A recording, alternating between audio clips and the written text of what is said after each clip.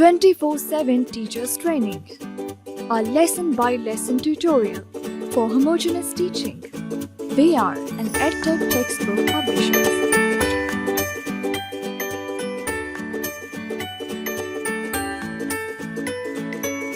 بسم اللہ الرحمن الرحیم۔ السلام علیکم محترم ٹیچر، سنومین پبلشرز کی جانب سے خوش آمدید۔ یہ سیشن تیسری جماعت کی اردو کے باب نمبر 8 پر ہے، جو کہ ایک نثری عبارت پر مشتمل ہے۔ عنوان ہے ہمارے قومی شاعر۔ آئیے ایک نظر ڈالتے ہیں حاصلات تعلم پر۔ سبق کی تکمیل کے بعد طلبہ اس قابل ہو جائیں گے کہ متن کو درست تلفظ اور روانی سے پڑھ سکیں، نظم کو تلفظ، آہنگ، لے اور روانی کے ساتھ پڑھ سکیں، متن سے کیے گئے سوالات کے جوابات لکھ سکیں، استجابیہ جملے لکھ سکیں، 1 سے 25 تک گنتی اردو ہندسوں اور لفظوں میں لکھ سکیں، تقریر کے مراحل کا خیال رکھ سکیں، یعنی آغاز، عروج اور اختتام۔ بچوں کو عبارت کے عنوان تک لے جانے کے لیے اور ان کی کتابیں کھلوانے سے پہلے آپ ایک موضوع تمہید اٹھائیں گے، عبارت کے عنوان کا اعلان کریں گے اور پھر کتابیں کھلوائیں گے۔ تمہید اٹھانے کے لیے درج ذیل نکات پیش ہیں، تاہم یہ حرف آخر نہیں ہے۔ بہتر سے بہتر تمہید کے لیے آپ کی فکری جستجو جاری رہنی چاہیے۔ درج ذیل سوالات کی مدد سے تمہید اٹھائیں۔ اب آپ ذہن میں رکھیے محترم ٹیچر کہ ہمارے سبق کا عنوان ہے ہمارے قومی شاعر، یعنی علامہ محمد اقبال رحمۃ اللہ علیہ۔ اب پہلا سوال ہے کہ اسکول اسمبلی میں پڑھی جانے والی مشہور نظم لب پہ آتی ہے دعا بن کے تمنا میری کے شاعر کون ہے؟ چونکہ یہ تیسری جماعت ہے اور علامہ اقبال کی یہ نظم بہرحال اسکول اسمبلی میں پڑھی جاتی ہے سب سے زیادہ، تو امکان غالب یہی ہے کہ بچوں کو معلوم ہوگا کہ اس نظم کے شاعر کون ہیں۔ کچھ بچے نہ بھی جواب دے سکیں تو اگلا سوال معاون ہوگا کہ ہمارے قومی شاعر کا نام کیا ہے۔ علامہ اقبال کی کسی ایسی نظم کا نام بتائیں جو آپ نے پڑھی ہو۔ چونکہ علامہ اقبال کی نظمیں کتابوں میں شامل ہیں اور ہماری کتابوں میں بھی شامل ہیں، یعنی سنومین پبلشرز کی کتابوں میں، تو وہ یقیناً یاد کر کے بتا سکیں گے کہ انہوں نے کون سی نظم پڑھی ہے۔ کچھ بچے یقیناً بتا سکیں گے۔ اور پھر آخری سوال ہے کہ علامہ اقبال کے بارے میں آپ کیا جانتے ہیں؟ ضروری نہیں ہے کہ کوئی بچوں کو تفاصیل کا علم ہو، لیکن وہ کچھ نہ کچھ ضرور کہہ پائیں گے۔ یہاں سے پھر آپ بات آگے بڑھا سکتے ہیں اور درجہ بالا سوالات پر مبنی گفتگو کے نتیجے میں بچوں کو باب کے عنوان تک لے جائیں اور انہیں بتائیں کہ عنوان ہے ہمارے قومی شاعر اور ہمارے قومی شاعر ہیں علامہ محمد اقبال۔ ہمارے تمہید کے بعد آپ بچوں کو بغور سننے کی تاکید کے ساتھ عبارت کی قرأت کریں۔ آپ کے لیے میں قرأت کرتا ہوں۔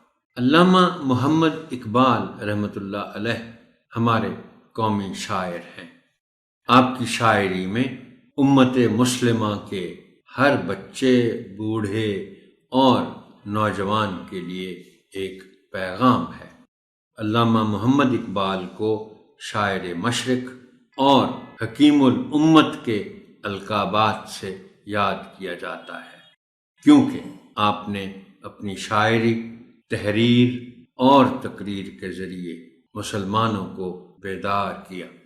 آپ کی انقلابی شاعری نے مسلمانوں کو ان کا شاندار ماضی یاد دلایا، انہیں خواب غفلت سے جگایا، عمل کا پیغام دیا اور روشن مستقبل کا راستہ دکھایا۔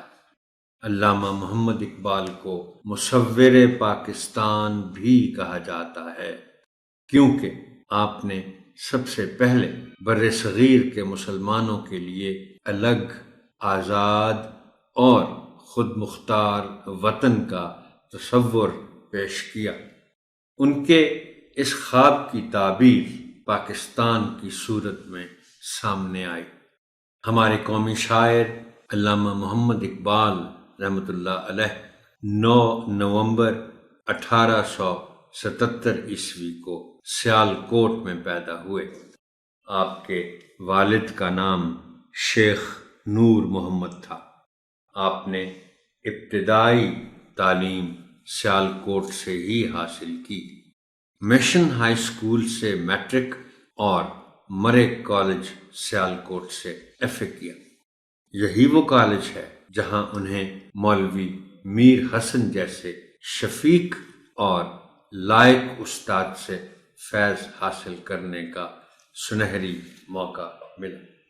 علامہ محمد اقبال نے جو بڑا رتبہ حاصل کیا، اس میں مولوی میر حسن کی توجہ کا اہم کردار ہے۔ پھر آپ نے گورنمنٹ کالج لاہور سے بی اے اور فلسفے میں ایم اے کیا۔ یہ وہ دور تھا جب آپ کو شاعر کے طور پر باقاعدہ پہچانا جانے لگا تھا۔ 1905 عیسوی میں آپ قانون کی تعلیم کے لیے انگلستان تشریف لے گئے اور پھر جرمنی کی میونخ یونیورسٹی سے پی ایچ ڈی کی ڈگری حاصل کی۔ وطن واپس آ کر آپ نے باقاعدہ سیاسی جدوجہد شروع کر دی۔ آپ نے اپنی شاعری کے ذریعے مسلمانوں کو خودی، بھائی چارے، اتحاد اور بیداری کا پیغام دیا۔ آپ کی شاعری کی کتب میں بانگ درا، ضرب کلیم، جاوید نامہ اور ارمغان حجاز وغیرہ شامل ہیں۔ علامہ محمد اقبال رحمۃ اللہ علیہ نے بچوں کی اچھی تربیت کے لیے نہایت دلچسپ اور سبق آموز نظمیں لکھیں۔ ان میں بچے کی دعا، مکڑا اور مکھی، پہاڑ اور گلہری، پرندے کی فریاد اور جگنو شامل ہیں۔ ہر نظم میں بچوں کے لیے ایک خاص نصیحت ہے۔ علامہ محمد اقبال رحمۃ اللہ علیہ نے 21 اپریل 1938 کو لاہور میں وفات پائی۔ ان کا مزار بادشاہی مسجد کے بڑے دروازے کے سامنے ہے۔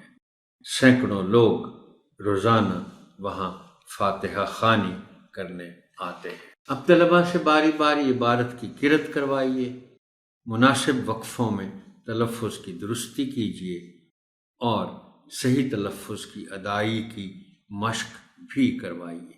اس ضمن میں درج ذیل الفاظ آپ کی خاص توجہ چاہیں گے۔ امت مسلمہ، امت لفظ کو تو عام طور پر درست تلفظ کے ساتھ پڑھا جاتا ہے، لیکن لفظ مسلمہ جب تک اس کے پورے اعراب نہ دیے گئے ہوں اور جب تک کوئی اس کو پڑھ کے نہ سنائے تو تلفظ عام طور پر درست نہیں ہوتا۔ اب لفظ ہے بنیادی طور پر مسلم، مسلم۔ اب یہ الگ بات ہے کہ اس کو کچھ لوگ مسلم پڑھ جاتے ہیں، تو مسلم سے پھر مسلمہ، انہی حروف تہجی کے ساتھ اعراب کی تبدیلی سے ایک نیا لفظ بھی بنتا ہے، اور وہ ہے مسلمہ، جس کو تسلیم کیا گیا ہو۔ میم پیش کے ساتھ، سین زبر کے ساتھ، لام پر شد اور زیر، اور میم اور ہے میم پر زبر، مسلمہ۔ لیکن یہ لفظ ہے مسلم سے مسلمہ، امت مسلمہ۔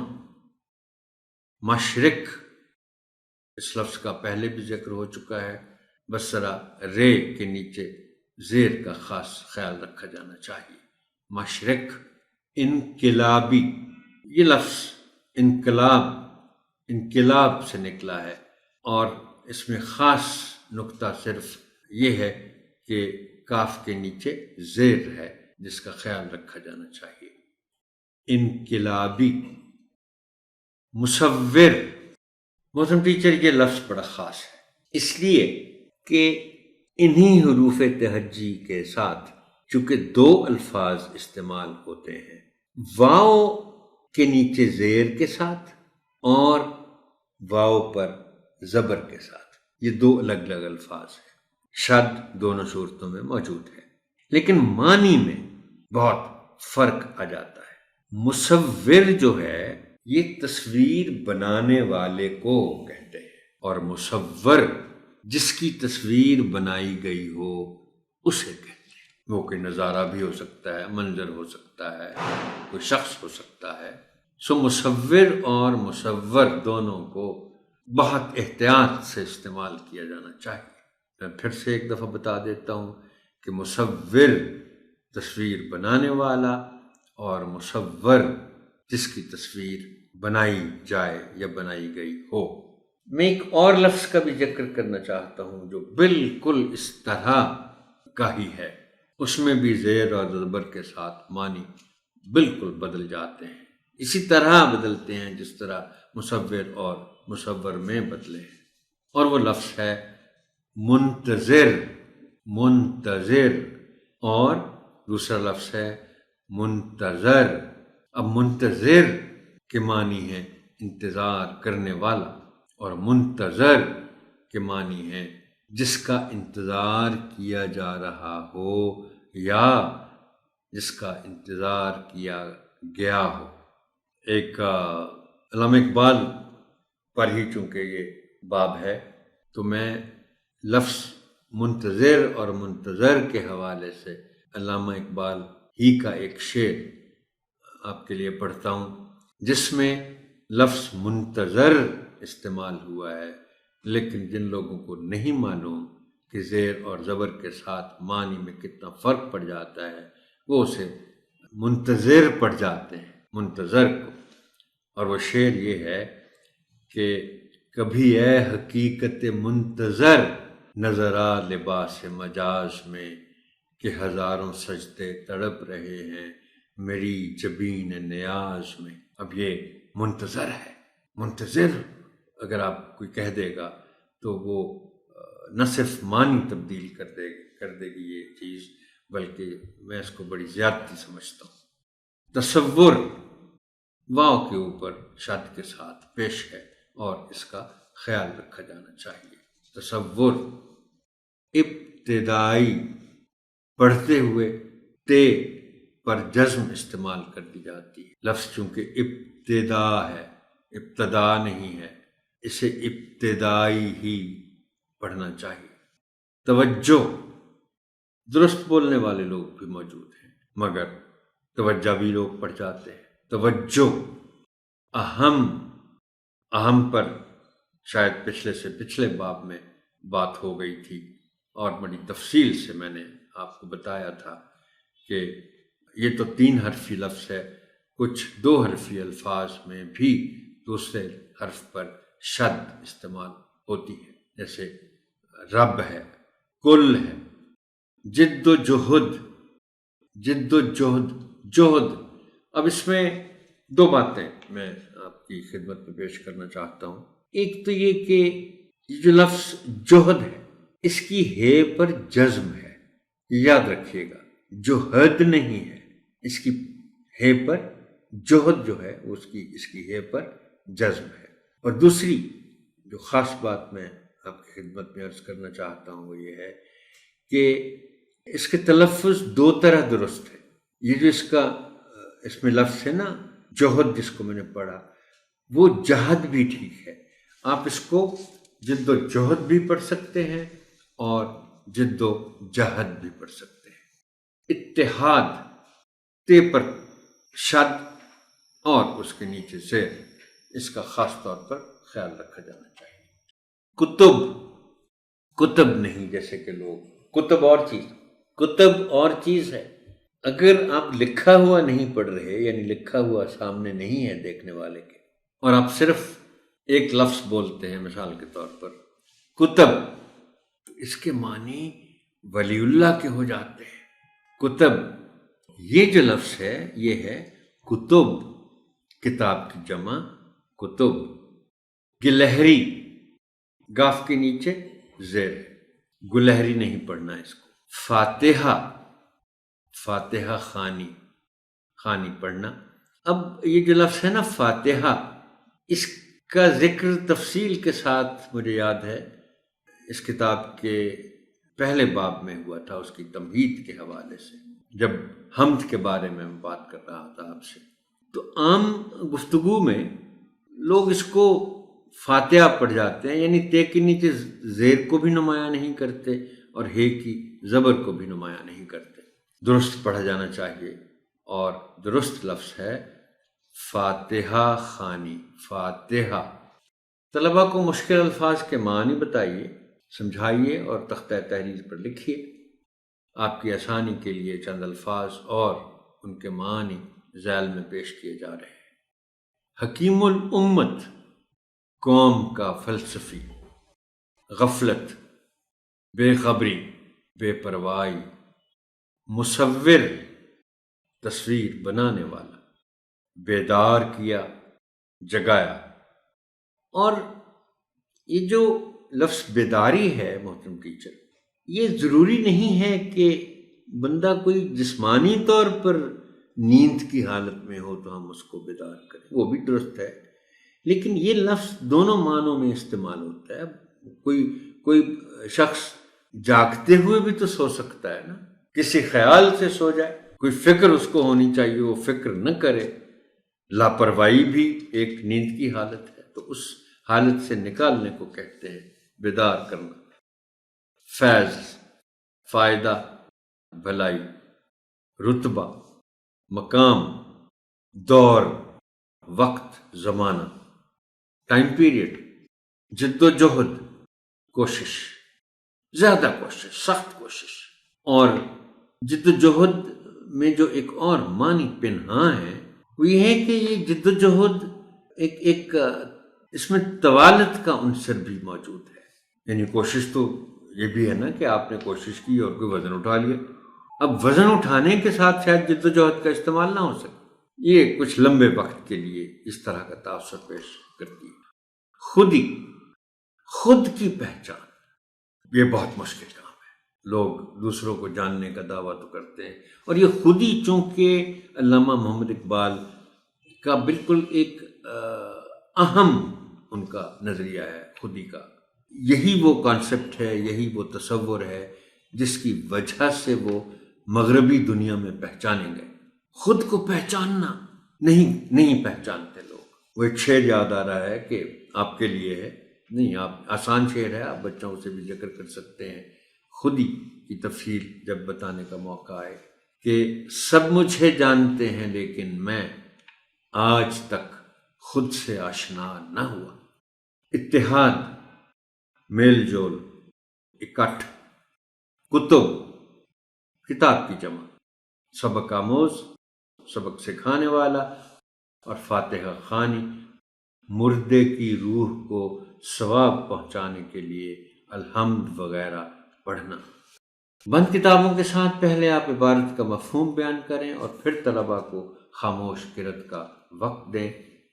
اس کے بعد ان کی کتابیں بند کروا کر منتخب بچوں کو عبارت کا مفہوم بیان کرنے کے لیے کہیں۔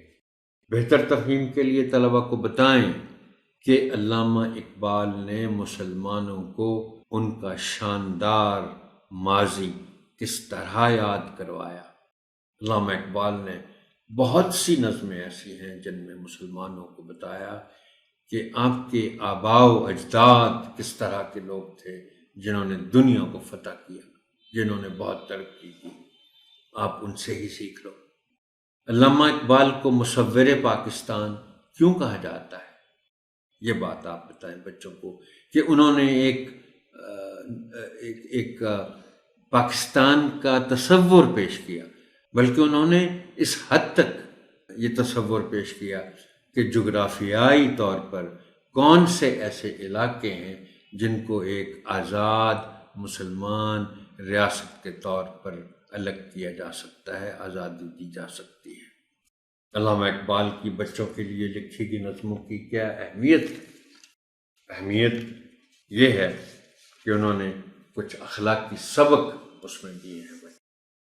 اب آپ چند الفاظ کا انتخاب کریں اور بچوں سے کہیں کہ وہ ان الفاظ کو استعمال کرتے ہوئے اپنے جملے لکھیں۔ آپ ان کے جملوں کی اصلاح کریں اور پھر نمونے کے طور پر خود بھی ان الفاظ کے جملے بنائیں اور تختہ تحریر پر لکھیں۔ اب ہم آتے ہیں متعلقہ حاصلات تعلم کے حوالوں کے ساتھ مشق زبان شناسی اور لکھائی کے کچھ اہم پہلوؤں کی طرف۔ پہلی سرگرمی ہے استجابیہ جملے، صفحہ 47 پر زبان شناسی کے تحت، اور حاصل تعلم ظاہر ہے اس کا یہی ہے کہ طلبہ استجابیہ جملے لکھ سکیں۔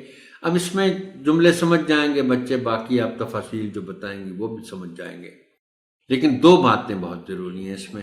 ایک تو لفظ استجابیہ کے معنی بچوں کو بتائیں، اب تعجب لفظ کا ذکر کریں۔ استجابیہ یعنی جس میں حیرت ہو، حیرانی ہو، اور پھر استجابیہ جملوں میں کے آخر میں ہم جو علامت استعمال کرتے ہیں جس کو انگریزی میں آپ کہتے ہیں سائن آف ایکسکلیمیشن، اور اردو میں اس علامت کو کہتے ہیں ندائیہ۔ تو یہ دونوں باتیں آپ ان کو ضرور بتائیں۔ اور پھر سرگرمی ہے کہ علامہ محمد اقبال رحمۃ اللہ علیہ کے موضوع پر تقریری مقابلے کا انعقاد، یہ صفحہ 49 پر یہ سرگرمی ہے، اور سوال ہے کہ علامہ محمد اقبال کے موضوع پر طلبہ میں ایک تقریری مقابلے کا انعقاد کریں جس میں تقریر کے آغاز، عروج اور اختتام کی وضاحت کریں۔ تقریر کے لیے ایک مقررہ وقت یعنی 2 سے 3 منٹ رکھیں۔ یہ ایک معمول کی سرگرمی ہوگی، اور صرف یہ ہے کہ آپ تقریر لکھنے یا لکھوانے کے عمل سے گزریں گے، اور اس بات کا خیال رکھیں گے کہ تقریر میں آغاز بھی ہو، عروج بھی ہو اور اختتام بھی ہو۔ یہ سیشن یہاں تک۔ محترم ٹیچر، آپ کی سماعت کا شکریہ۔ اللہ حافظ ناصر۔